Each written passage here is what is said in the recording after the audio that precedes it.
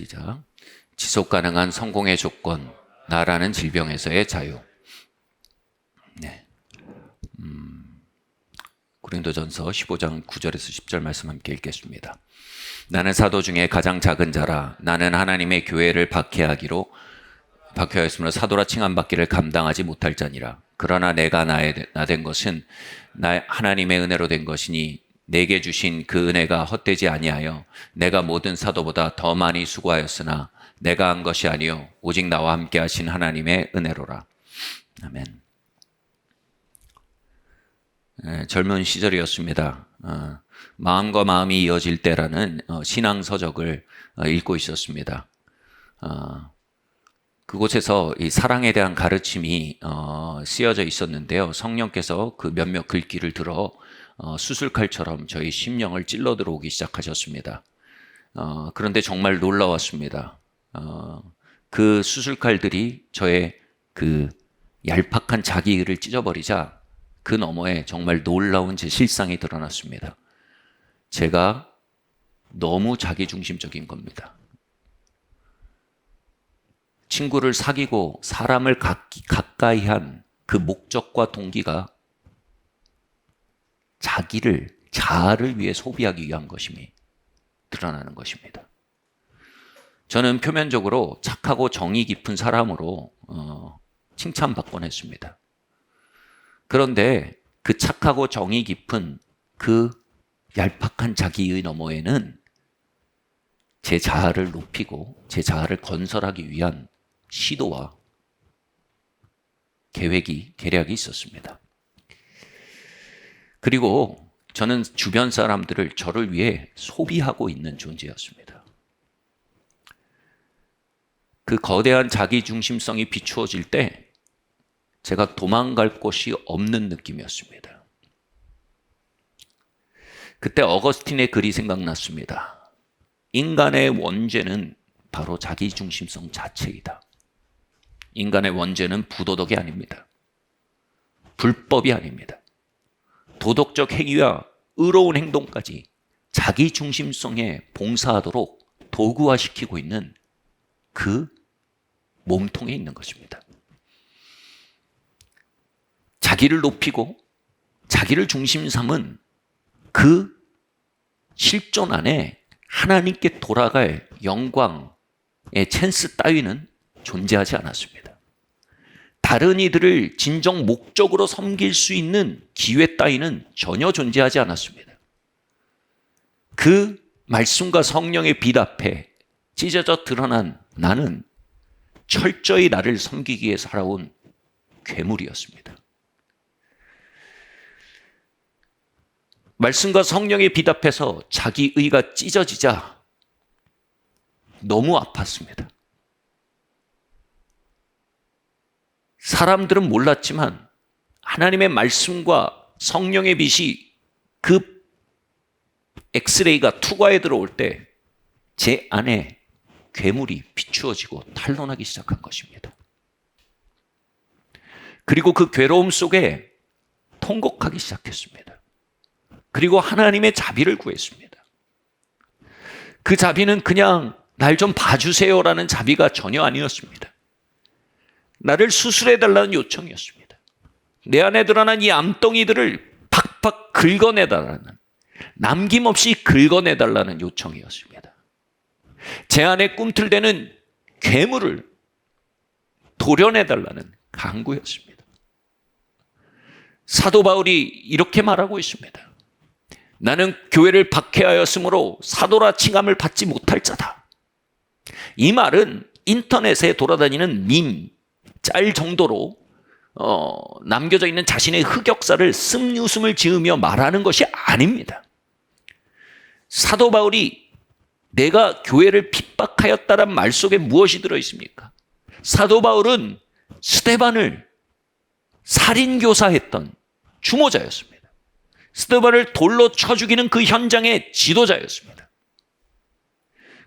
그리고 그 스데반은 초대교회 가운데 가장 사랑받고 존경받던 7 집사 중에 한 명이었습니다. 그가 회심하고 교회의 일원이 되었을 때 스데반을 사랑하고 그리워하는 수많은 사람들이 그 교회 안에 있었고 만났을 것입니다. 자신이 그들에게 입힌 손실과 자신이 그들에게 입힌 그 고통과 그 일을 하면서도 그것이 옳으니라 믿었던 자신의 그 맹인됨이 참담한 심정으로 고백되고 있는 것입니다. 바로 은혜가 거쳤을 때 자신의 본질이 무엇인지 통렬히 고백하는 찢어진 자기에서 나오는 신음인 것입니다. 여러분, 교회는 그럭저럭 괜찮은 사람들이 모인 곳이 아닙니다. 교회는 죄인됨의 통렬한 고백을 토해낸 자들의 모임이어야 합니다. 은혜가 거칠 때 자신의 본질이 무엇인지 아는 자들의 모임이어야 합니다. 그래야 자신의 본성, 그 괴물 같은 자아를 도려내 주시는 하나님의 수술칼을 자비로서 생각하며 간구하게 될 수 있는 겁니다.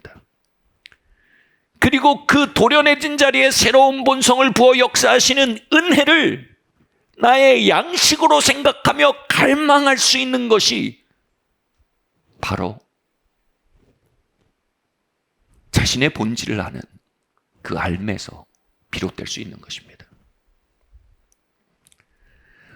바울은 바로 그 자신의 괴물 같은 자아가 드러나는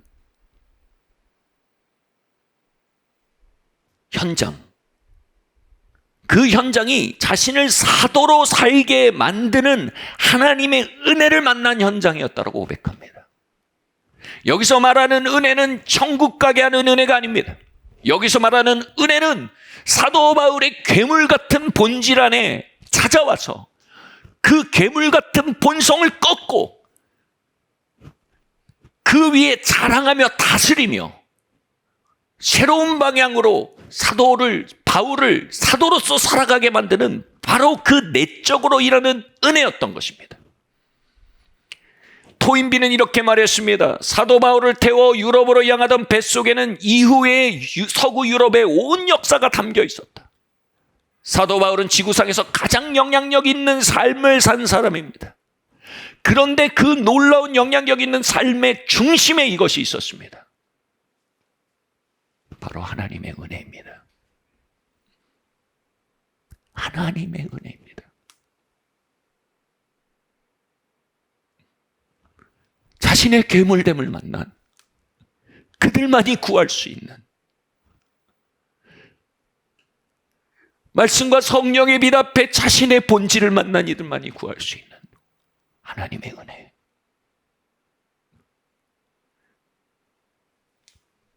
우리는 이 땅에서 영향력을 미치며 살기 원합니다.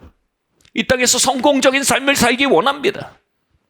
그런데 그것을 가능케 하는 것은 우리의 집념이나 노력이 전혀 아닙니다. 그것을 가능케 하는 것은 우리의 재능이나 지능도 전혀 아닙니다. 그것을 가능케 하는 건 은혜입니다. 그리고 그 은혜를 만나는 곳은 자신에 대한 신뢰가 철저히 붕괴되는 곳입니다. 나의 자아가 낮아지는 곳입니다. 우리는 내적으로 외적으로 자유낙하와 같은 인생의 경험을 합니다. 삶의 밑바닥에 빠지고 추락하기 시작합니다. 아까 제가 말씀드린 저의 체험은 내적 추락이었습니다. 그뿐만이 아닙니다. 외적 추락도 존재합니다. 우리의 힘과 지혜와 깜냥이 더 이상 우리의 삶을 통제할 수 없다는 것이 드러나기 시작합니다. 내 깜냥과 내 지혜와 내 힘이 내 삶을 더 이상 다스릴 수 없게 통제 불능이 상태가 되어서요, 내 삶이 멋대로 굴러가기 시작하는 겁니다. 멋대로 추락하기 시작하는 겁니다. 마치 한없이 떨어지는 주가를 보면서 이게 바닥이 어딜까? 내가 이 주식에 내 인생을 걸었는데, 내 전세금을 걸었는데 이게 바닥이 어딜까? 근데 계속 떨어지는 겁니다. 우리가 우리 자아의 모든 것을 걸고 살고 있으나 그 자아가 추락하기 시작할 때요, 우리의 삶이 통제할 수 없는 방식으로 추락할 때 자아에 대한 신뢰가 붕괴되기 시작합니다.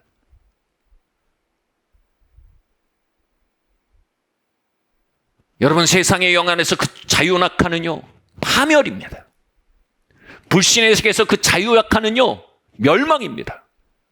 근데 신앙의 세계에서 그 자유낙하는요, 은혜를 만나러 가는 길입니다. 신앙의 세계의 그 자유낙하의 바닥은 바로 하나님의 은혜입니다. 하나님의 은혜라는 절대 호재를 만날 때 바닥 없던 추락은 마침내 역전을 만날 수 있는 것입니다.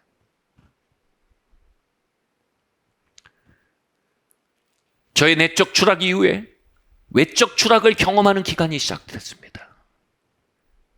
모두가 올라가는 것 같은데 저만 내려가는 것 같았습니다. 점점 제 자신의 능력과 지혜와 깜냥에 대한 신뢰가 붕괴되기 시작합니다. 삶을 움켜쥐려던 손에 힘이 빠지기 시작합니다. 그렇게 끝날 거라 생각했던 삶에 이상한 방식으로 은혜가 자라기 시작합니다. 은혜에 대한 신뢰와 의탁이 자라가기 시작합니다. 또 그럴수록 그분의 은혜가, 그분의 역사가 삶 속에 번져나갑니다. 아니, 목사님, 목회 영역, 사역의 영역에서는 그렇게 은혜가 절대적일 수 있지만 일상을 사는 우리에겐 그렇지 않습니다. 하실지 모르겠습니다. 여러분, 은혜를 의지하지 않고 하나님이 뜻하신 바를 섬기는 사업가일 수 있는 방법이 과연 있습니까? 은혜를 의지하지 않고 하나님이 뜻하신 바를 섬기는 부모일 수가 과연 있습니까? 은혜를 의지하지 않고 하나님이 뜻하신 바를 행하는 교사일 수가 과연 있습니까? 목사도 사업가도 모두 은혜가 없으면 자신만을 섬기는 괴물일 뿐입니다. 사역을 소비하며, 심지어는 자식을 소비하며, 배우자를 소비하며,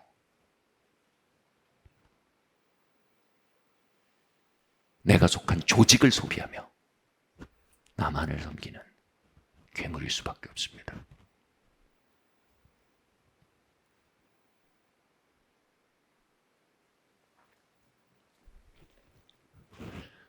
우리의 삶의 모든 현장과 그것을 통해 하나님을 섬기고 이웃을 섬기는 그 삶은요, 진정한 성취의 시작은요, 은혜가 아니면 안 됩니다. 왜냐하면 우리는 모두 잘하는 질병에 중독되어 있기 때문입니다.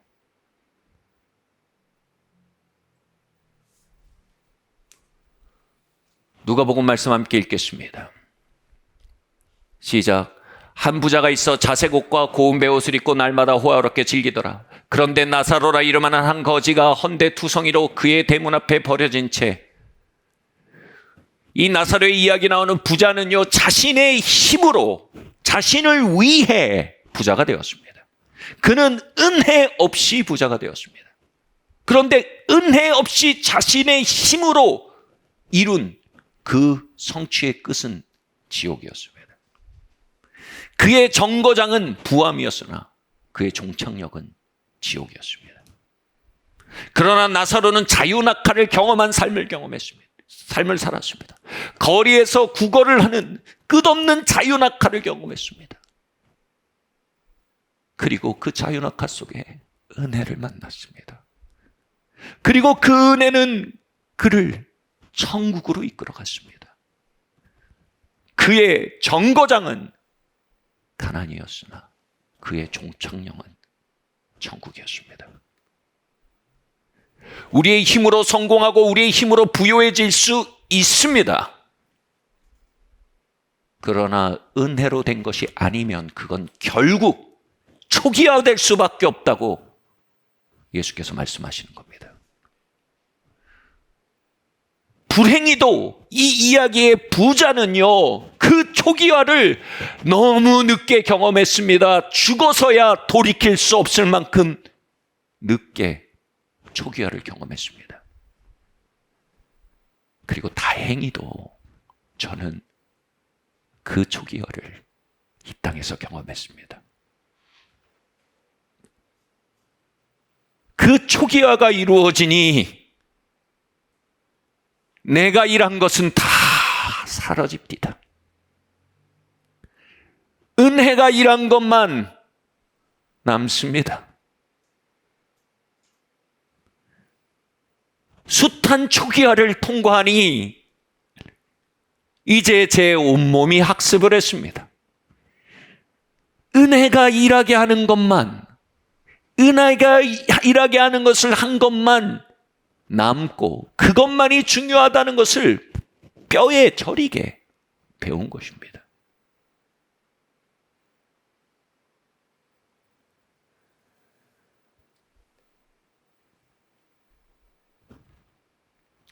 다음 말씀 한번 읽겠습니다. 시작. 이 또한 한 번이라 하심은 진동하지 아니하는 것을 영존하게 하기 위하여 진동하는 것들 곧 만드신 것들이 변동될 것을 나타내심이니라. 그러므로 우리가 흔들리지 아니하는 나라를 받았은즉 은혜를 받자 이로 말미암아 경건함과 두려움으로 하나님을 기쁘시게 섬길지니. 아멘. 바울은 사울 시절에 자신의 육으로, 자신의 열심으로, 자신의 지혜와 자신의 열심으로 한 모든 것이 완전히 초기화되는 경험을 했습니다. 그리고 그 내적 외적 자유낙하 끝에 은혜를 만났습니다. 그리고 그 은혜와 함께한 일은 2000년이 지난 지금도 남아서 일하고 있습니다. 그 일들은 그의 영혼까지 함께해서요, 심판대 앞에서 그를 변호하며 그의 상급을 요구하는 강력한 변호인이 되어 그의 영혼까지 함께 여행합니다. 그러므로 바울은 그의 이 생에 있었던 자유낙하에 대해 감사하게 된 것입니다. 그 자유낙하를 통해 결코 초기화되지 않는 지속 가능한 성장 동력을 만날 수 있었던 것입니다. 그것이 바로 은혜입니다. 흔들리지 않는 나라에 대해서 말합니다. 흔들리지 않는 나라에 대해서 이사야서는 이렇게 말합니다. 그의 왕국은 ever increasing kingdom이라. 흔들리지 않고 상승하는 왕국이라는 겁니다. 지속적인 상승 가능성을 가진, 상승의 지속성을 가진 것이 바로 하나님의 왕국이라는 것입니다. 날개가 달릴지언정 추락하는 것이 날개는 있다. 즉 지속적으로 상승할 수 없는 날개는요, 올라간 만큼 아프게 떨어지는 겁니다. 그 낙하를 몇 번 하고 나면 다시는 날개를 닫고 싶지 않을 정도로 아픕니다. 더 이상 시도하고 싶지 않을 정도로 고통스럽습니다. 그러나 그분의 왕국은 ever increasing kingdom입니다. 그 왕국의 힘은 우리의 열정이 아닙니다. 우리의 지혜가 아닙니다. 우리의 의지가 아닙니다. 그 왕국의 힘은 바로 은혜입니다.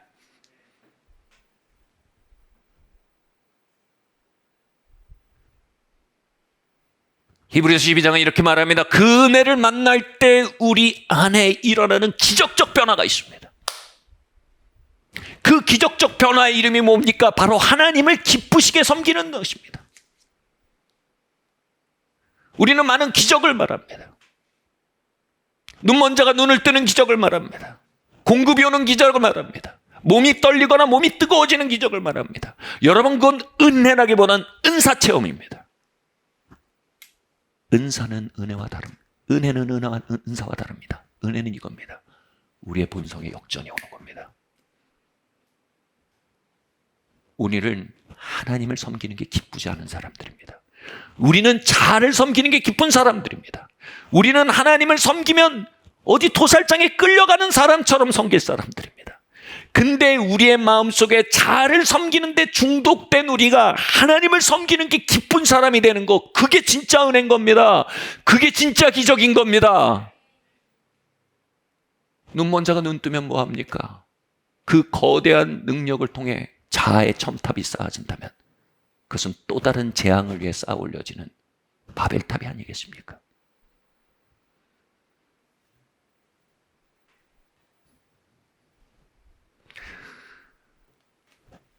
만물이 그로부터 말미암고 만물이 그에게로 돌아갑니다. 그분으로부터 시작돼서 그분에게 돌아가는 그 킹덤 사이클, 그 은혜의 사이클이 아닌 모든 것은 결국 초기화되게 되어 있습니다. 그분에게서 시작돼서 그분에게 돌아가는 이 사이클, 은혜의 사이클 안에 있는 일들은요, ever increasing, 지속 가능한 성장을 경험하게 됩니다. 여러분, 자아의 운동에서 자유를 얻어 은혜의 운동으로 돌아오셔야 합니다. 추락하는 것은 날개가 있다시게 세상 성공에서 노임받아 ever increasing kingdom, 끝없이 상승하는 그 왕국의 부분이 되셔야 합니다. Slowly but surely, 천천히 그러나 확실히 지속되고 상승하는 은혜의 운동에 편승하셔야 합니다. 여러분, 그 은혜로 산다는 것 구체적으로 뭔지 더 살펴보겠습니다. 첫 번째로요, 함께 읽을까요? 시작. 자아를 섬기는 것에서 예수님과 그분의 나라를 섬기게 하는 은혜를 구하십시오. 말씀 읽겠습니다. 고린도후서 5장 14절 말씀입니다. 그리스도의 사랑이 우리를 강권하시는도다. 우리가 생각하건대 한 사람이 모든 사람을 대신하여 죽었은즉 모든 사람이 죽은 것이라. 그가 모든 사람을 대신하여 죽으심은 살아있는 자들로 하여금 다시는 그들 자신을 위하여 살지 않고 오직 그들을 대신하여 죽었다가 다시 살아나신 이를 위해 살게 하려 함이니라. 자, 우리가 지금 새로운 삶의 목표를 갖게 합니다. 이건 명령이 아닙니다. 힘입니다. 무슨 말입니까? 그리스도의 사랑이란 말은요, 그리스도를 사랑하는 사랑이라고 번역되는 게 더 좋습니다. 그리스도를 사랑하는 사람이 우리에게 강력한 드라이브로 임합니다. 그 드라이브는요, 이전의 드라이브를 역전시킵니다. 그건 뭡니까? 자신을 사랑하는 그 드라이브를요, 역전시키는 새로운 드라이브가 오는 겁니다. 그게 강권한다는 겁니다. 그게 와서요, 우리로 하여금 다시는 내 자아를 위해 살지 않고 예수님을 위해, 예수님을 사랑하는 마음을 품게 한다는 겁니다. 예수님을 섬기는 마음을 품게 한다는 겁니다. 예수님을 사랑하는 것이 우리의 만족이 되게 만든다는 겁니다. 트라우마 치유 이론을 공부해 보면 굉장히 놀라운 진실이 있습니다. 성장 단계에 자신에게 고통을 준 경험이 있을 때요, 그때 아이들의 뇌와 신경 조직은 그 사건을 통해 얼어붙게 됩니다. 그래서 그 사건에 멈춰지고 성장하지 못하게 됩니다. 그 트라우마타이즈 된 그들의 신경 조직은 굉장히 강력한 알고리즘이 되어 그들의 만남에 명령을 내리는데, 어떻게 명령을 내리냐면 동일한 트라우마를 준 사람과 비슷한 사람, 다시 말해 동일한 트라우마를 줄 수 있는 가능성 있는 사람에게 끌리도록 명령을 내립니다. 아버지가 상실감과 방치를 주는 아버지였다면요, 상실감과 방치를 줄 만한 남자에게 끌리는 겁니다. 어머니가 학대적인 언어를 사용하는 상태였다면요, 학대적인 언어를 사용하는 여인에게 끌리는 겁니다. 트라우마로 인해 그 시점에 얼어붙은 내면의 아이가 그 문제를 마저 풀기 위해 동일한 문제를 가지고 있는 사람을 찾게 된다는 겁니다. 뇌에 착오가 일어나는 겁니다. 이것이요, 수많은 사람들이 나쁜 남자에게 끌리는 이유입니다. 차도남 어떻습니까? 차도녀? 그 뭐합니까? 이것이요, 사람들이 건설적이고 건강한 사람보다는 파괴적인 관계에 도리어 더 많이 매력을 느끼는 강력한 이유입니다. 사람들이 얘기합니다. 너 왜 그 사람 좋아해? 내가 좋아하는데 이유가 어디 있어? 이유가 있다니까요. 너 왜 그런 사람한테 자꾸 끌리냐? 그걸 내가 어떻게 알아? 이유가 있어야 아셔야 돼요.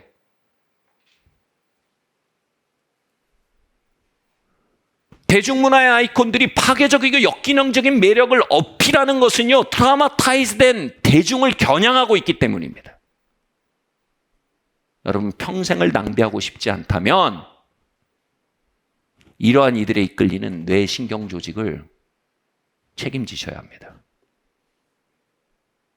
그들의 명령을 무의식적으로 듣고 파괴적인 것에 꽂히기보다 그렇게 명령을 내리는 알고리즘 자체를 다시 프로그래밍 할 수 있도록 역산의 길을 걸어가야 합니다. 이걸 치유와 회복의 길이라고 합니다. 두 번째로요.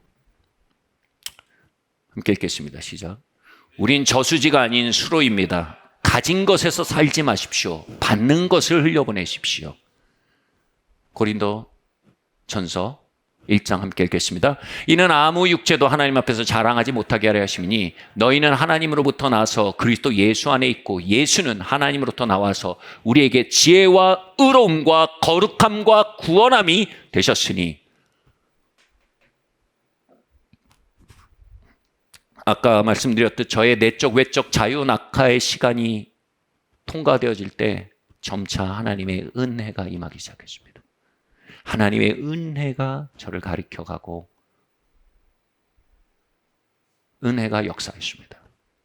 그러자 저의 사역과 말에 영향력과 힘이 부여되기 시작했습니다. 치유력이 나타나기 시작했습니다. 그런데 여기에서 두 번째 위기가 찾아왔습니다. 사람들이 그게 전주라는 겁니다. 뭐 그거야 어쩔 수 없지만 저도 그게 저라고 생각하기 시작한 겁니다. 베드로가 병자를 고치자 사람들이 그를 우러러보았습니다. 그런데 베드로의 반응을 보십시오. 베드로가 정말 질색팔색을 합니다. 이것이 내 영역에서 나왔다고 생각하느냐? 이건 나의 어떠함이 아니다. 이것은 예수를 믿는 믿음에서 나온 것이다. 다시 말해 지금 나는 예수께 연결된 그냥 파이프라인일 뿐이다.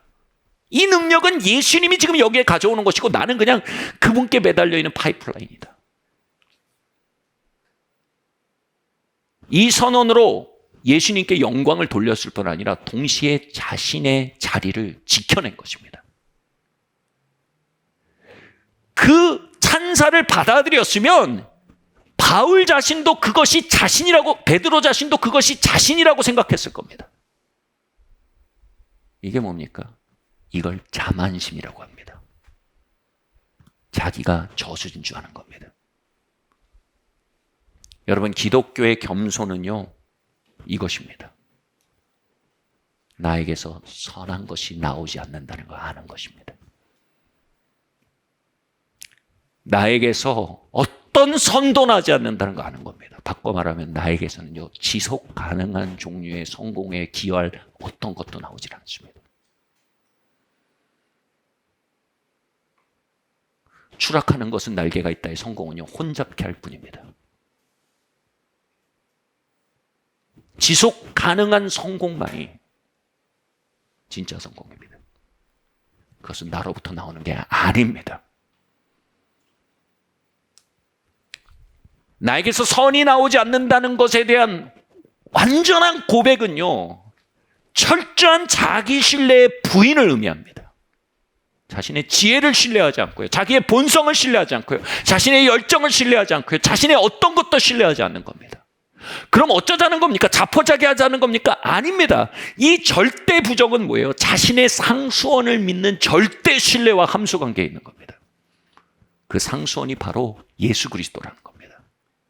상수원에 대한 절대 신뢰와 자신에 대한 신뢰는 정확하게 반비례합니다.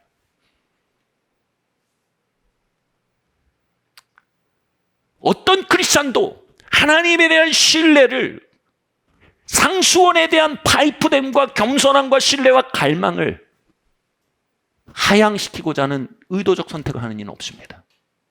여기에 속임이 있습니다.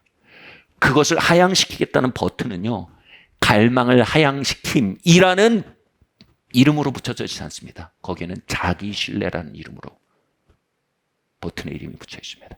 자기 신뢰라는 버튼을 누르면요, 주님에 대한 갈망이 내려갑니다. 자기 신뢰라는 버튼을 막 누르고 나면요, 돌아보면 하나님에 대한 갈망도 떨어져 있고요. 자신이 저수지가 되어 있습니다.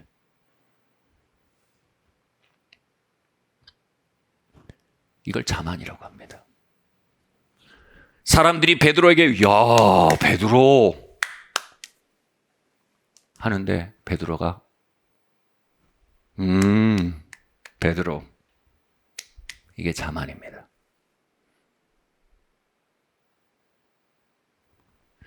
시릴 코널리라는 비평관이 이렇게 말했습니다. 신이 파괴하고 싶은 사람이 있을 때 신은 그에게 유망한 인재라고 말한다. 이야 너 유망해. 야 너 진짜 야 너 싹수가 있어 유망해. 신이 파괴하고 싶은 사람한테 그렇게 해준다는 겁니다. 우리가 우후후후 우리는 평생 파이프일 수밖에 없습니다. 파이프의 실존을 떠난 모든 이는 성장을 그치고 하향합니다. 테오그니노스라는 시인은 이렇게 말했습니다. 신이 없애버리고 싶을 때 신은 그에게 가장 먼저 자만심을 준다. 오.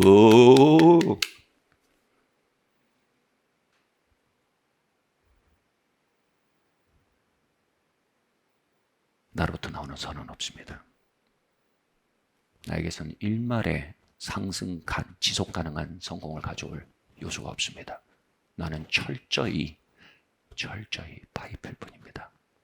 예수님, 당신이 나의 의와 지혜와 거룩이십니다.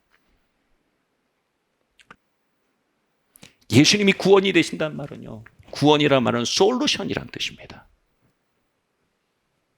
우리의 당면한 삶의 문제들 앞에 예수님이 솔루션이 되신다는 겁니다. 우리는 파이프로서 여기 서 있습니다. 우린 저수지가 아닙니다.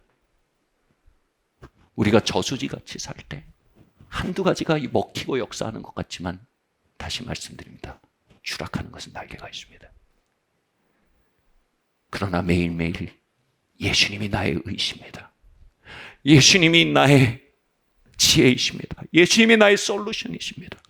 주님 내 목회 예수님 어떻게 하죠? 예수님 강림해 주십시오.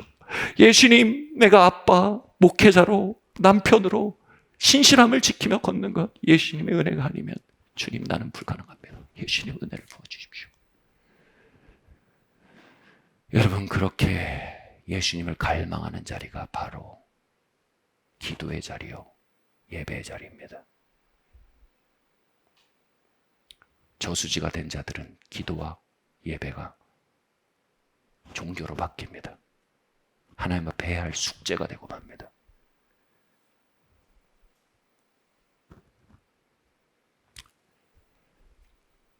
스스로를 예배와 기도와 갈망과 스승들 안에 가두십시오. 그곳에서 우리의 에고가 질식당하게 만드십시오. 그리하면 지속 가능한 은혜의 역사와 공조할 수 있는 어마어마한 찬스가 열리는 것입니다.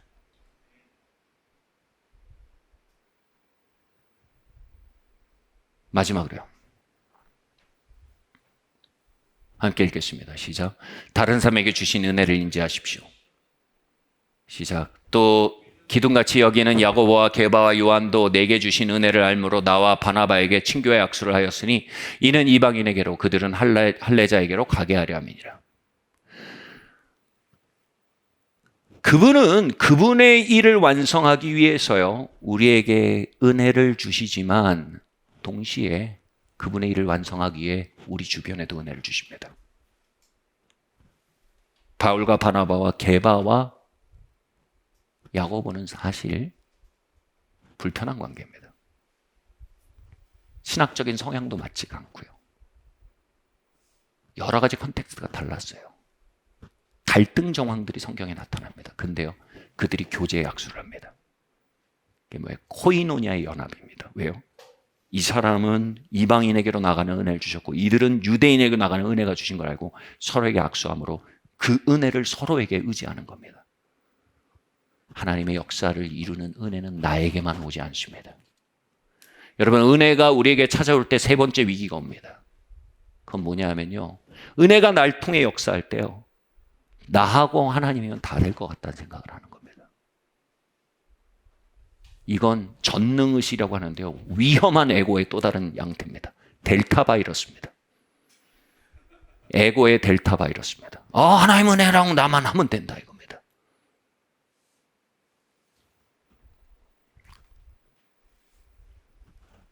동역자는요. 은혜의 동역자는 선택이 아닌 필수입니다. 필수라는 말이 뭡니까? 있어도 되고 없어도 되는 것. 이건 선택입니다. 번잡해지면 집어치워버리는 것. 이건 선택입니다. 그러나 나의 구원을 이루어감에 있어, 나의 사명을 이루어감에 있어 하나님은 나에게만 은혜를 주시는 게 아니라 은혜를 나누어 맡기신다는 겁니다. 즉 그들에게 부으신 은혜가 없으면 내가 앞으로 못 간다는 겁니다. 이게 필순이 어떻게 돼요? 번잡해도 손을 잡아야 한다는 겁니다. 손 잡았는데 손에 땀 차요. 이 사람 다 한증이에요. 그래도 필수면 잡고 있어야 돼요. 손을 잡았는데 이 사람이 손톱을 안 깎았어요. 자꾸 아파요. 그래도 필수는 잡아야 되는 거예요. 그렇게 야고보와 게바와 바울과 바나바의 팀은요, 서로 손을 잡았습니다. 그리고 손을 안 놓은 겁니다. 풍랑 속에서도요.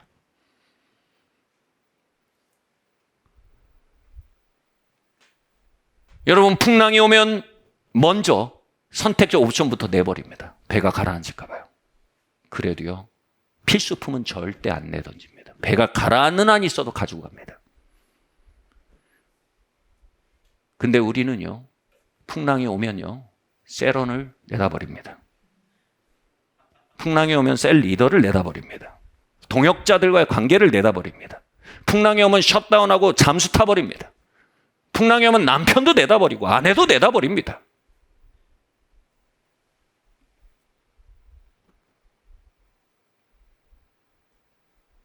여러분, 이 에고의 델타 바이러스 주의하십시오. 우린 그들이 없으면 안 됩니다. 저는 아내에게 맡기신 은혜가 함께 일하지 않으면 아이들을 섬길 수 없습니다. 저는 이 목회팀에 나누어 주신 은혜가 함께 역사하지 않으면 이 사역을 감당할 수가 없습니다. 저는 제 지인들의 은혜가 함께 역사하지 않으면 저의 철로 역정을 완수하는데 지대한 장애를 받게 됩니다. 때로는 그 교제 약수가 손에 땀 차고 손톱이 파고들어올지어도 여러분, 그것은 오히려 우리의 에고가 다루어지는 고통이라 믿어야 할 것입니다.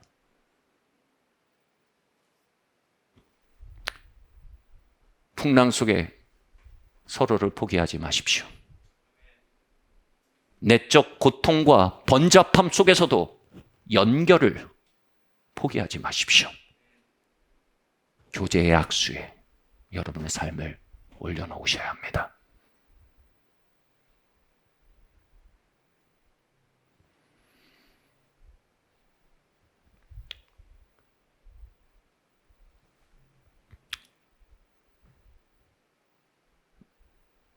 말씀을 마치겠습니다.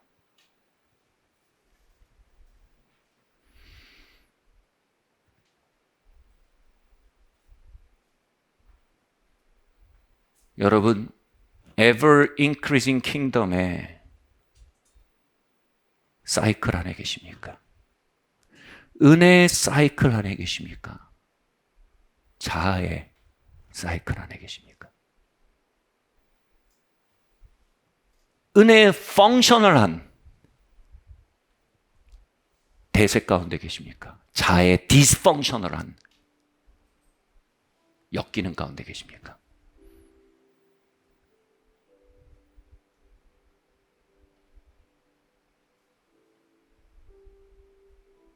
오늘 주님께서는 자유낙하를 경험하는 많은 영혼들을 초청하고 계십니다. 날개를 펄럭여보고 두 다리를 굴러보지만 이미 아웃 오브 컨트롤입니다. 이제 나의 컨트롤이 아닌, 내 자아의 컨트롤이 아닌 은혜의 컨트롤을 만나야 합니다. 은혜의 컨트롤은 이렇게 시작됩니다. 예수님, 이제 당신을 섬기는 것이 기쁨이 되는 그 은혜가 내 중심에 상륙하기 원합니다. 자아의 피라밋을 쌓아 올리는 그 거대한 공사가 은혜의 인천 상륙작전 안에 무너지기를 원합니다. 그리고 그분의 왕국이 내 중심에, 예수의 기쁨이 내 안에, 하나님의 영광이 내 안에 주구점이 되길 원합니다. 주님, 내 안에 은혜의 세일을 시작하여 주시옵소서. 이제 파이프라인으로 흔들리지 않기 원합니다. 주님, 내 안에 선한 것이 나지 않습니다. 주님, 나의 저수지이신 예수님, 지혜의 저수지, 의의 저수지, 구원의 저수지인 예수님께 주님, 내가 신뢰를 둡니다. 그리고 나의 삶의 은혜를 나누어 맡긴 주님, 많은 사람들을 향해 눈이 떠지기를 원합니다. 그 교제의 악수에 나를 올려놓기 원합니다. 예수여, 나를 채우시고 나를 통해 흐르시옵소서. 내 안의 괴물을 갈보리 십자가에 못 박아 드리오니, 예수 생명이여, 나의 신경 조직과 나의 뇌세포와 나의 기억과 나의 의식과 무의식을 채우고 흐르시옵소서.